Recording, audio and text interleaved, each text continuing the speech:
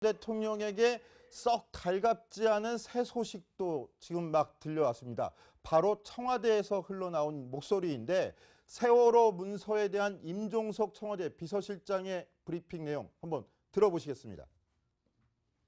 6개월 뒤인 2014년 10월 23일 작성된 수정 보고서에는 최초 상황 보고 시점이 오전 10시로 변경되어 있습니다.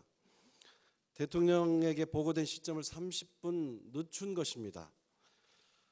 보고 시점과 대통령의 첫 지시 사이의 시간 간격을 줄이려는 의도로밖에 볼 수 없는 대목입니다. 당시의 1분 1분의 중요성을 감안하면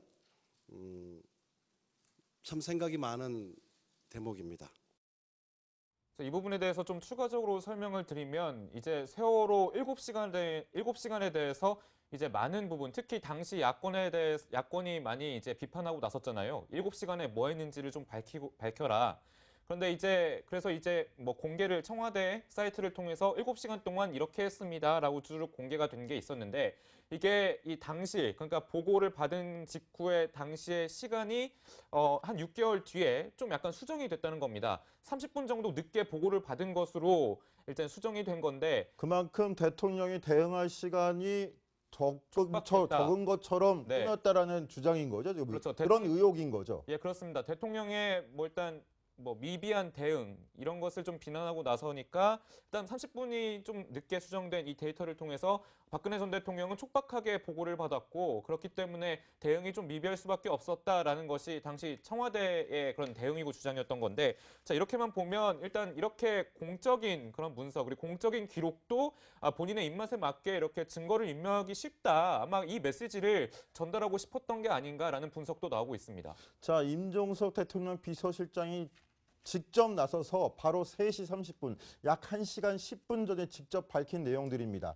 세월호 참사가 있었던 2014년 4월 16일 9시 30분에 대통령이 보고를 받고도 6개월 뒤에 그 보고서를 10시에 받은 것처럼 30분 늦춰서 문서를 조작한 의혹이 있다라는 새로운 의혹을 제기한 것인데요. 자, 이수희 변호사께 여쭤보겠습니다. 임종석 비서실장이 이 관련된 문건, 이 의혹의 문건을 9월 28일 날 청와대 캐비넷에서 발견했다고 밝혔습니다. 그런데 2주 뒤인 오늘에서야 이걸 공개한 겁니다. 근데 시점이 굉장히 오묘해요. 바로 박근혜 전 대통령에 대한 구속 연장 여부 결정을 재판부가 적어도 내일까지는 내리겠다 이렇게 밝힌 그 시점을 앞두고서 발표했단 말입니다. 그러니까 좀 뜬금없이 긴급 브리핑인 거죠. 지금 뭐 청와대에서 이제 그 청와대 인수하고 나서 뭐 여기저기 이제 그 흩어져 있던 문서들을 발견하는 거는 그것도 좀 자연스럽진 않지만 여하튼 그것도 뭐 자연스러운 일이라고 받아들인다 하더라도 지난달 28일 날 발견된 문서를 왜 지금 그것도 긴급 브리핑으로 또 비서실장이 나서서 발표를 해야 했을까? 그거는 사법부 독립을 지금 이 정권에서 지금까지 적폐로 사법부가 정치권에서 자유롭지 못했다라고 해서 사법부의 인적인 청산 얘기도 나오고 있는 상황에 이런 거는 충분히 오해를 살 수 있는 위험한 행동이라고 보고요. 그리고 또 하나는 촛불 민주주의를 지금 문재인 정권에서 이제 독점하다시피 하면서 그 촛불 민주주의로 탄생한 정권이라고 얘기를 하는데 거기서 정통성 얘기를 하지만 저는 다른 모든 걸 떠나서 전 정권의 탄핵과 관련된 탄핵 사유와 관련된 거는 청와대는 더 이상 관여하면 안 된다고 봐요. 그러니까 자꾸 진영 논리가 나오고 그러니까 반대 진영에서는 조작 얘기, 음모론 얘기가 여전히 계속 나올 수밖에 없는 거. 그래서 저는 좀 미래지향적으로 이 국정을 끌어가기 위해서라도 청와대는 좀 전 정권의 이런 탄핵 사유와 관련됐던 이 사유에 대해서는 좀 나서지 않는 것이 더 낫지 않나 하는 생각이 듭니다. 어찌됐건 간에 박근혜 전 대통령을 둘러싼 세월호 관련 의혹도 새롭게 제기됐습니다. 그런데 저희가 여기서 한번 따져볼 게 바로 최순실 태블릿 PC 공방이 계속 또 진행되고 있다는 겁니다. 강병규 기자. 네. 어제는 대한애국당이 이 최순실 태블릿 PC가 조작됐다, 이런 증거가 있다라고 주장하는 또 브리핑도 있었다면서요. 어떤 내용이었습니까? 네, 1년 뒤에도, 그러니까 최초 보도 1년 뒤에도 누가 진실일까? 태블릿 PC 그 조작 여부를 두고 지금 다시 설왕설래하고 있는데 일단 언론 보도가 나왔으니까 언론 보도를 믿어야 하겠지만 뭐 증거 하나하나 까겠다, 증거 하나하나 공개하겠다라는 대한애국당이 계속해서 이제 언론 기사에 그런 신빙성을 두고 반격을 가하고 있습니다.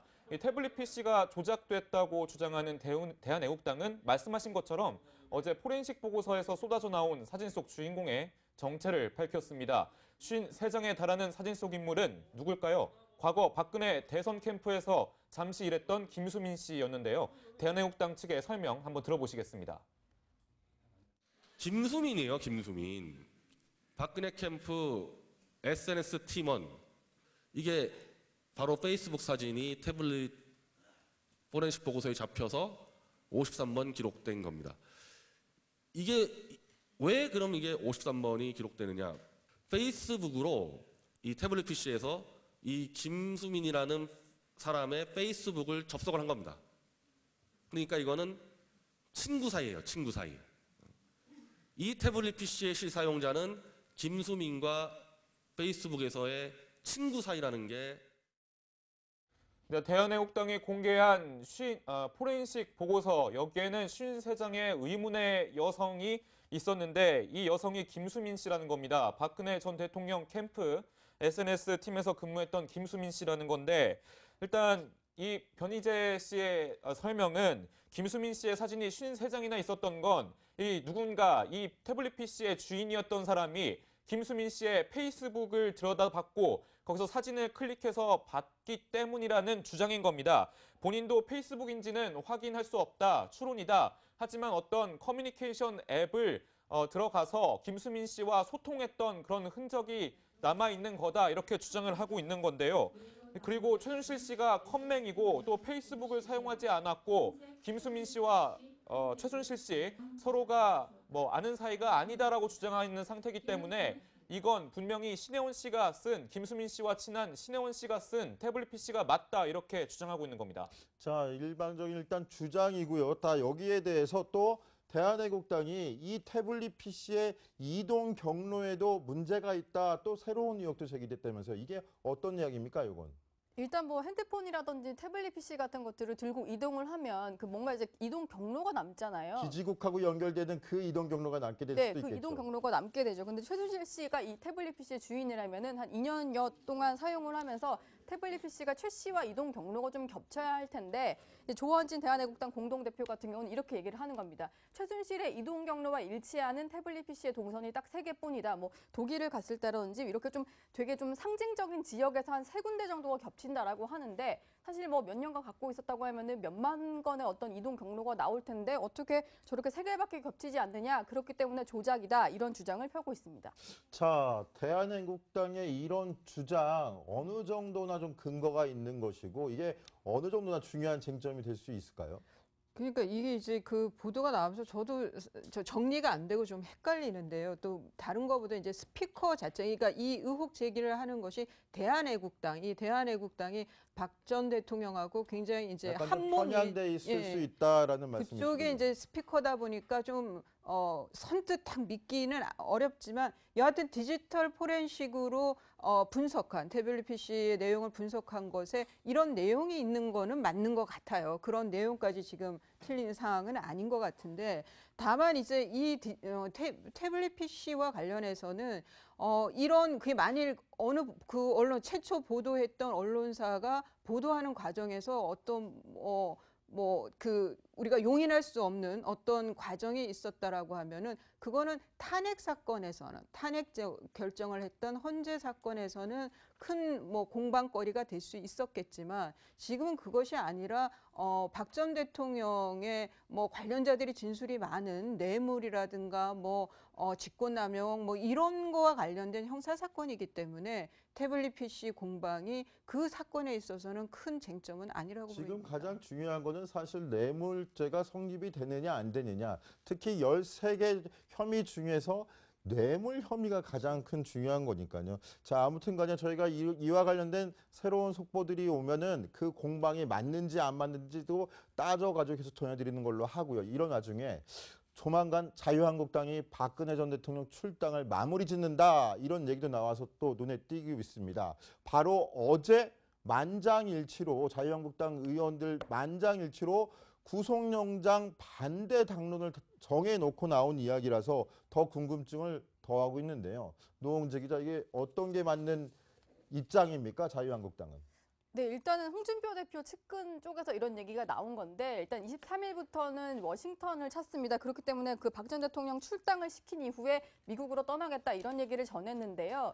뭐 어제도 잠깐 얘기를 드렸지만 일단은 뭐 박근혜 전 대통령의 구속 연장을 반대하겠다 이런 거는 박근혜를 지키겠다 이런 거라기보다는 지금 정부 검찰의 어떤 무리한 수사 방식 이런 것들에 대한 비판을 하겠다라는 거기 때문에 좀 별개의 것이다 이런 설명을 당 관계자들은 하고 있고요. 그리고 지금 이제 한국당이 공을 들이고 있는 게 바른정당과의 통합 문제입니다. 그런데 통합의 어떤 명분을 쌓기 위해서는 사실 박근혜 전 대통령의 출당 얘기가 나왔던 것도 뭔가 그런 이제 통합 분위기를 조성하는 과정에서 나왔기 때문에 그렇게 하기 위해서는 지금이 좀 적기다 이런 판단을 하고 있다는 게 주변의 전언입니다. 네, 결국 이런 정치권의 움직임 또 박근혜 전 대통령의 구속 연장 여부에 대한 관심은 바로 내년 지방선거, 정체성 가장 큰 이벤트가 선거지 않습니까? 이런 거에 연동이 된 거라고 볼 수 있고요. 이런 부분들까지 체크해서 전해드리도록 하겠습니다.